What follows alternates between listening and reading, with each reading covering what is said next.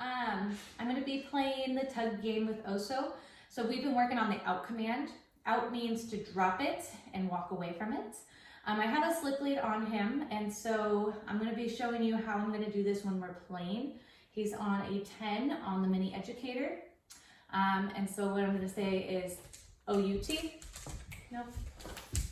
So right now I'm just using body pressure, and I could use a remote if he gets too much. But we practice a lot of this kind of stuff way before I even start this whole process. I want to make sure I have a dog that knows to back away from me when I'm asking for space. And so we practice this around food and some other drivey things that some dogs will have more of a want for. But he definitely likes this far more than he likes food. So he is a big tug dog. So once we get him started, it's going to be a little bit of a process. It doesn't always look pretty as we're kind of in the middle transition still. It's not 100% solid yet. And so I'm not going to be going high numbers or anything like that with the e-collar. How I do it is I'm going to be just pressing and holding on to the button, the red button, the continuous, and asking for space. And we'll see how it goes from there. And I might switch it up as we're going. We'll see kind of what works the best for him. I do have a start word and I have a finish word. So I make sure that I say G-E-T-I-T, and then we start it, we'll be playing, I say the O-U-T word and he backs up and gets out. And then when we're all done, I say that's all done. I say all done. So I try to be very consistent with those words. And then over repetition and time, he just gets the hang of it. The game becomes a lot more fun for him because he knows the rules and he knows that when he outs it, the potential that he's going to get it back is very high. And then I'll say all done, and then he knows that we're not getting it back anymore. So he's ready. Get it.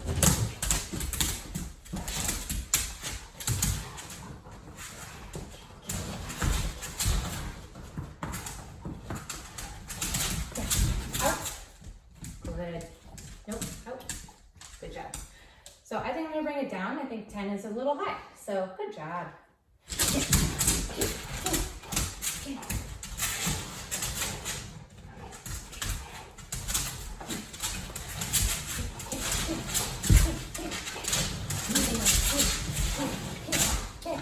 Out. Good job. That was at 8. Yeah. Good job. Good job. Good boy. Good boy. Yeah. Good boy. All done.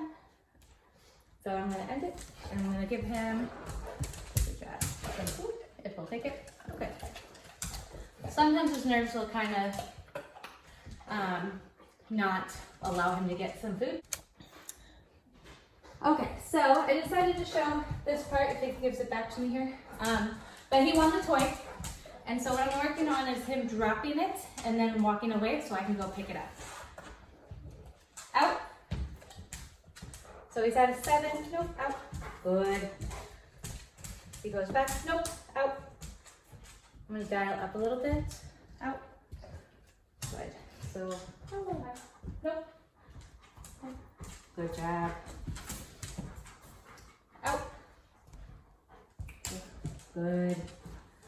So I want him completely separated from the toy. So we got up to about, I dialed up to about a 15.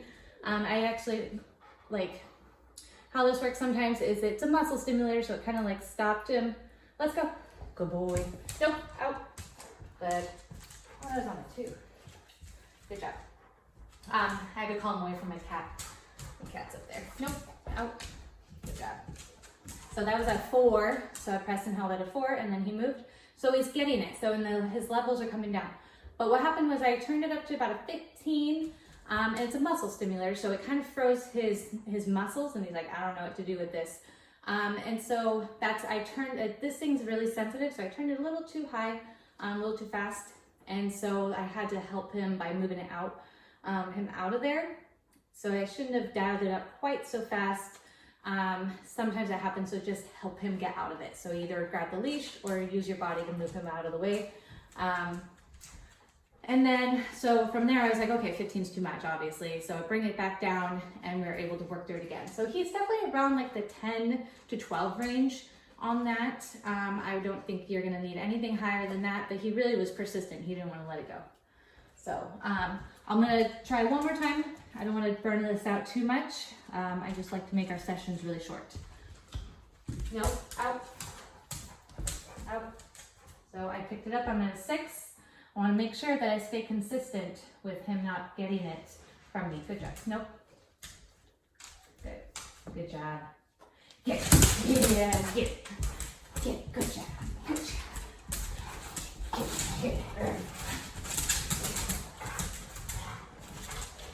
And so I'm going to let him have it, and then I'm going to out it from him. Whoops. Get. Good job. Good job. Yeah, good boy.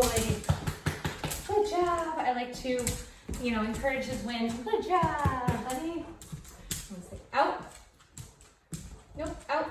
We're at a 6, and then I'm gonna out. Good. So we're up at 11. Try this again. I'm gonna use the e-collar, so I dialed up very slower this time. I stood on it, and I waited for him to back off of it. So I'm gonna step out. Good boy.